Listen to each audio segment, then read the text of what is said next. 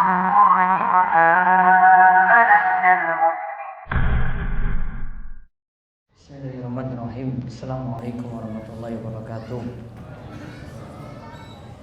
Alhamdulillahi rabbil alamin. Hamdan katsiran thayyiban barakan fi. Kama yuhibbu rabbuna wa yarda. Wa asyhadu an la ilaha illallah wahdahu la syarikalah. Wa asyhadu anna Muhammadan abduhu wa rasuluh. Allahumma salli ala nabiyyina Muhammad wa ala alihi wa man tabi'ahum bi ihsan ila yaumiddin. Allahumma inna nas'aluka al-jannah wa na'udzubika minan nar. Allahumma inna nas'aluka ilman nafi'a wa rizqan thayyiba wa amalan mutaqabbala. Puji syukur kita panjatkan pada Allah Subhanahu wa taala. Selawat dan salam moga-moga tercurah pada junjungan kita Nabi besar Nabi Agung Muhammad sallallahu alaihi wasallam. Pada kesempatan malam hari ini, malam Jumat Pon. Alhamdulillah kita kembali berada di dalam majelis yang mulia ini. Nantinya kita akan mengkaji dalam Jumat Pon kali ini pertama Riyadhus Shalihin, kitab Al-Adhkar, masih seputar zikir ketika pagi dan petang hari, bab 248 dari kitab Riyadhus Shalihin. Lalu setelah itu kita akan lihat pembahasan Manhajus Salikin karya Syekh Abdurrahman bin Nasir As-Sa'di. Baik, moga dibaca hadis 1451. Hadis 1451. Wa an Abi Hurairah radhiyallahu anhu qala Rasulullah sallallahu alaihi wasallam man qala hina yusbihu wa hina yumsi subhanallahi wa bihamdi mi'ata marratin lam ya'ti ahadun yawmal qiyamati bi afdala mimma jaa'a bihi illa ahadun qala misla ma qala aw zada, rawahu Muslim. Dari Abu Hurairah radhiyallahu anhu, ia berkata, Rasulullah sallallahu alaihi wasallam bersabda, barang siapa yang mengucapkan ini ketika pagi dan petang hari, subhanallahi wa bihamdi, maha suci Allah dengan memujinya, 100 kali, tidak ada seorang pun yang lebih baik daripada yang ia bawa pada hari kiamat, kecuali seseorang yang mengucapkan yang sama seperti yang ia ucapkan atau lebih dari itu. Baik, kita lihat dari Abu Hurairah radhiyallahu anhu. Ia mengatakan qala Rasulullah sallallahu alaihi wasallam. Rasulullah sallallahu alaihi wasallam bersabda, man qala hina yusbihu wa hina yumsi. Siapa yang mengucapkan ketika pagi dan petang hari bacaan subhanallahi wa bihamdi mi'ata marratin, sebanyak 100 kali, lam ya'ti ahadun yaumal qiyamati bi afdala mimma jaa'a bi illa ahadun qala mithla ma qala aw zad. Maka tidak ada seorang pun yang datang pada hari kiamat yang lebih afdal daripada apa yang ia bawa, kecuali jika ada yang mengucapkan semisal itu pula atau yang lebih daripada itu. Rawahu Muslim. Hadis ini diriwayatkan oleh Imam Muslim. Di sini disebutkan zikir yang pertama dalam zikir pagi petang yang disebutkan dalam hadis 1451 ini adalah bacaan subhanallah wa bihamdi sebanyak 100 kali. Dibaca di pagi hari itu subhanallah wa bihamdi 100 kali, di petang hari juga dibaca subhanallah wa bihamdi juga 100 kali. Kita lihat faedah hadis. Faedah hadis yang pertama, inilah hadis yang menunjukkan keutamaan zikir pada pagi dan petang. Di sini menunjukkan keutamaan juga dari zikir pagi dan petang. Kenapa demikian? Karena orang yang mengucapkan seperti tadi, maka dia akan mulia pada hari kiamat. Kecuali kalau ada yang mengucapkan semisal atau yang ada yang mengucapkan yang lebih daripada itu. Ini sekaligus secara umum menunjukkan keutamaan zikir pagi dan petang. Entah waktunya kemarin yang telah kita bahas. Kalau zikir pagi nanti ada perselisihan tentang waktu akhirnya. Ada sebagian ulama yang katakan zikir pagi sampai matahari terbit. Kemudian waktu akhir yang lainnya lagi sebagian ulama katakan sampai menjelang waktu zuhur. Kemudian adapun zikir petang, ada yang menyatakan zikir petang itu awalnya dari waktu zuhur ba'da zawal sampai matahari itu tenggelam. Ada yang mulai dari ba'da asar sampai matahari tenggelam. Ada yang dari masuknya waktu maghrib sampai pertengahan malam. Intinya ada 3 pendapat tadi. Ya, yang jelas zikir ini menunjukkan keutamaan orang yang berzikir pada pagi dan petang hari tadi. Terus yang kedua, faedah yang kedua, zikir di sini adalah mutlak. Jumlahnya 100 kali, bisa juga ditambah lebih daripada itu.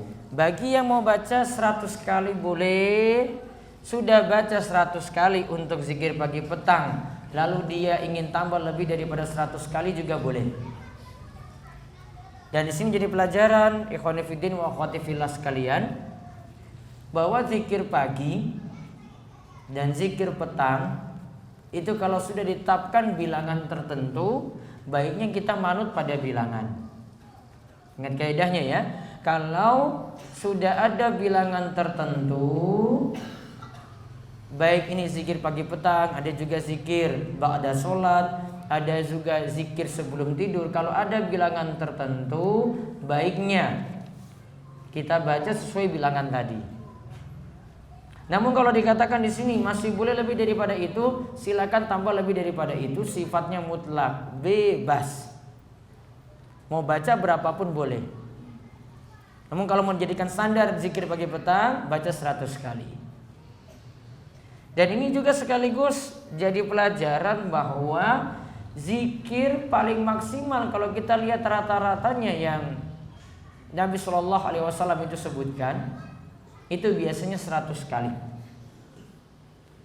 Maka hati-hati kalau ada anjuran zikir, dan ini kita perlu teliti lagi, kalau ada anjuran zikir baca kok sampai 1000, baca juga mungkin sampai 999, atau baca sampai 10.000 kali.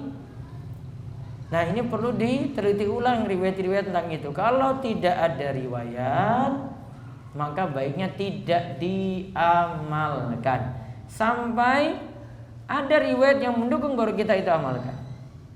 Terus yang ketiga, faedah yang ketiga, disunnahkan memperbanyak zikir kepada Allah, karena zikir itu dicintai oleh Allah. Karena zikir itu dicintai oleh Allah. Sebagaimana disebutkan di sini, ini amalan yang paling afdal. Dia akan datang dengan penuh kemuliaan pada hari kiamat nanti. Berarti kalau dia itu mulia, berarti dia jadi orang yang mulia di sisi Allah Subhanahu wa taala. Terus yang keempat. Yang keempat, zikir akan menjadi simpanan pada hari kiamat, di mana harta dan keturunan tidak bermanfaat kecuali yang datang menghadap Allah dengan qalbun salim atau hati yang bersih atau selamat. Hati yang bersih atau hati yang selamat itulah yang nanti membuat amalan kita manfaat. Apa yang dimaksudkan dengan hati yang bersih? Yang dimaksud hati yang bersih atau hati yang selamat, modal pentingnya bisa dicatat ini. Modal pentingnya itu bersih dari akidah menyimpang. Jadi kalau disebut qalbun salim, hati yang bersih, hati yang selamat, berarti bersih dari akidah yang menyimpang, termasuk juga kesyirikan. Ya, termasuk juga kesyirikan. Sebagaimana keutamaannya Allah sebutkan. Misalnya dalam ayat alladzina amanu wa lam yalbisu imanahum bidzulmin ulaika lahumul amnu wa hum muhtadun. Orang-orang yang mencampurkan keimanannya dengan kezaliman, ditafsirkan dalam ayat yang lainnya dan juga dari hadis Nabi SAW terangkan, yang dimaksudkan dia campur keimanannya dengan kezaliman, yaitu kesyirikan. Berarti dia campur imannya dengan kesyirikan. Alladzina amanu walam yalbisu, dia orang yang beriman dan tidak mencampuri. Di sini ada kalimat tidak. Dia itu orang beriman dan tidak mencampuri keimanannya dengan kesyirikan. Ulaika lahumul amnu wa hum muhtadun. Dialah yang nantinya mendapatkan rasa aman. wahum muhtadun, dialah nantinya yang akan mendapatkan petunjuk. Dia mendapatkan rasa aman di dunia dan di akhirat, mendapatkan petunjuk di dunia dan di akhirat. Maka di sini lihat ikhwani fiddin wa akhwati fillah sekalian, orang yang imannya bersih dari syirik. Nah, ini yang dimaksudkan qalbun salim tadi. Orang yang imannya itu bersih dari syirik, itu yang nanti dapat rasa aman. Dan juga akan mendapatkan petunjuk. Di dunia tenang, tidak banyak risau, tidak banyak gelisah, tidak banyak mikir nanti dapat sial ini, dapat sial itu. Tidak mikir nanti oh ini hari sial atau hari yang selamat. Semua dia pasrahkan, dia tawakal pada Allah Subhanahu wa taala. Orang muslim seperti itu, tawakalnya penuh kepada Allah. Dan kalau orang itu bentuk dia kurang tawakal pada Allah, itu ketika hatinya itu bersandar kepada manusia atau hatinya itu bersandar kepada sebab. Coba nanti Bapak Ibu-ibu, para jamaah sekalian nanti lihat, kalau ada orang yang berobat misalnya, ini rata-rata pengobatan alternatif. Ketika secara logika itu kita mikir-mikir, kok ini nggak logis ya pengobatan seperti ini, maka nanti ujung-ujungnya dia sebenarnya bukan mau pasrah kepada Allah, dia bukan menggantungkan hatinya kepada Allah, namun menggantungkan hatinya itu kepada sebab. Dia bukan menggantungkan hatinya sekali lagi kepada Allah, namun dia menggantungkan hatinya itu kepada sebab. Dan sebab yang di sini tadi ini bukan sebab yang dibenarkan.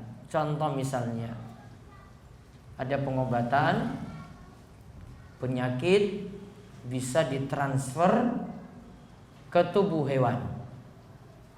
Pernah dengar itu? Ya.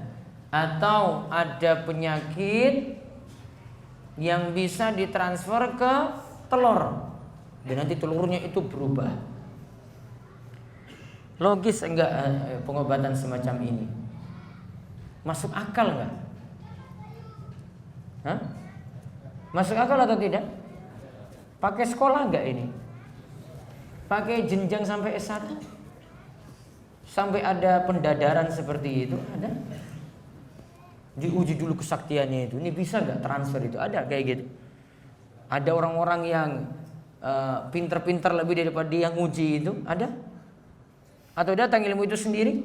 Datang ilmu itu sendiri. Maka kita kalau lihat secara ilmiah, enggak ilmiah. Maka ketika tahu itu enggak ilmiah, maka ujung-ujungnya jadinya dia itu sebenarnya bukan mau cari sebab yang dibenarkan. Ya, dia bukan cari sebab yang dibenarkan. Jadi biasanya ini orang itu menyatakan seperti ini, saya kan datangi orang pintar ini karena orang pintar ini sudah punya kelebihan-kelebihan daripada yang lainnya. Itu bukan kelebihan.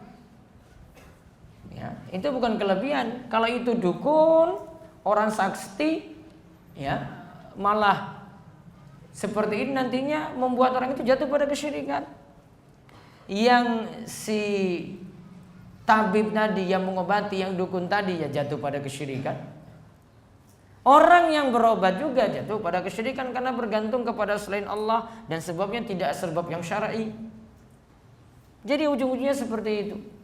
Jadi kalau ada yang tanya, kalau datangi dukun atau katanya orang pintar, ya, bagaimana kita untuk menjawab hal ini kalau ada yang mengatakan kan ini Allah sudah berikan dia kelebihan?